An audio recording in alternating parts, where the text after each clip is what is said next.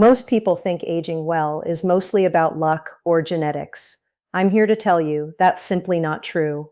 I'm Dr. Eleanor Hayes, an internal medicine physician, and after 20 years of treating patients just like you, I've learned something most people don't hear until it's too late. The single biggest predictor of how well you age is not your family history.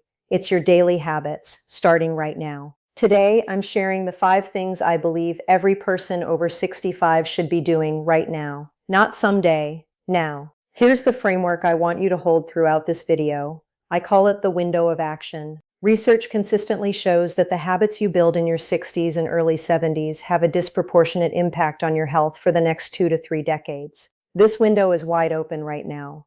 Every point I share today is something you can act on inside it. Let's get into it. Resistance training, the most underused medicine I know. Here's something that stops most of my patients cold. After 65, your muscle mass declines by roughly 1 to 2% every single year if you do nothing about it. But here's what surprises people. Cardio alone won't stop it.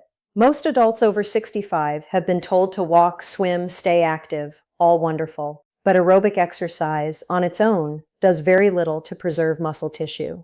What actually does the job is resistance training. Lifting weights, using resistance bands, doing bodyweight exercises, working against gravity.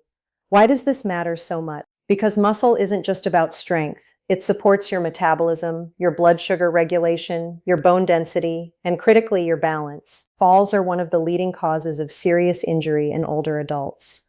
Muscle is your best defense. You don't need a gym, you don't need heavy weights, you need consistency.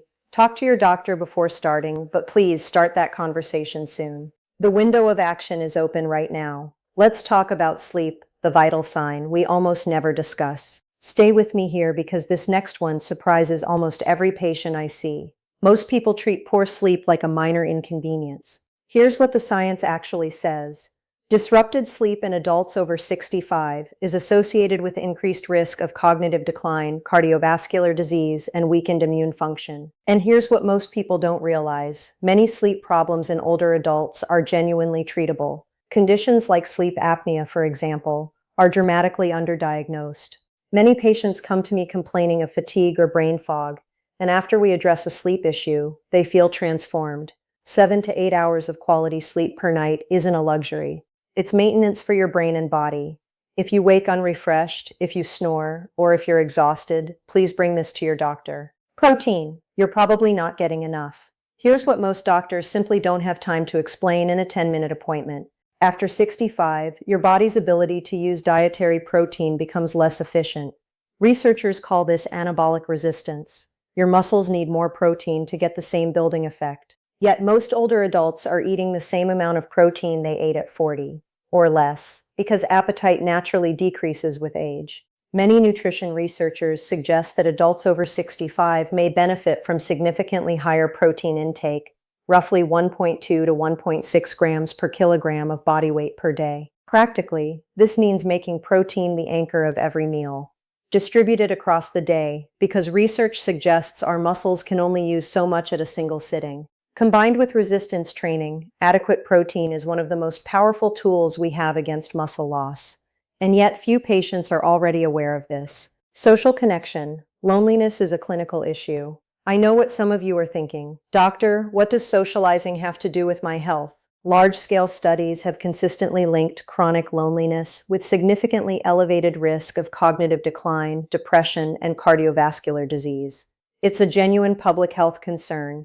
In my practice, patients who are socially connected tend to be more resilient in recovery, more adherent to health routines, and sharper cognitively as the years go on. Loneliness is not a personal failing. It's often the result of real circumstances: retirement, loss of a spouse, or mobility challenges.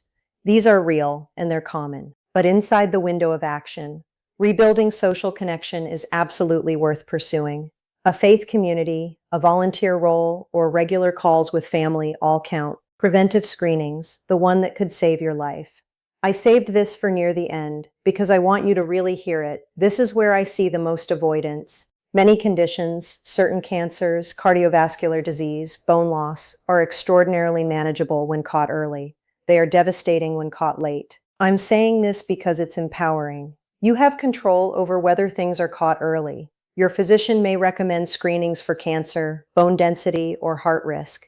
Ask yourself honestly, when did I last have a comprehensive preventive checkup? If you can't remember, make that appointment this week, inside the window of action. 3 questions to bring to your next doctor's visit. 1. Am I doing the right exercise and eating enough protein to protect my muscle mass? 2. Are there any sleep issues I should investigate, including sleep apnea? 3. Am I fully up to date on age-appropriate screenings? Those 3 questions alone could genuinely change the trajectory of your health. Aging well is not passive. It is the result of deliberate, consistent choices. Resistance training, quality sleep, adequate protein, meaningful connection, preventive care, not complicated, not glamorous. But in over 20 years of practice, I have watched these 5 things transform lives, and I believe they can transform yours. This video is for educational purposes only. If this video gave you something useful, please subscribe and share this with someone you love who is over 65. Take good care of yourself. You deserve to age well.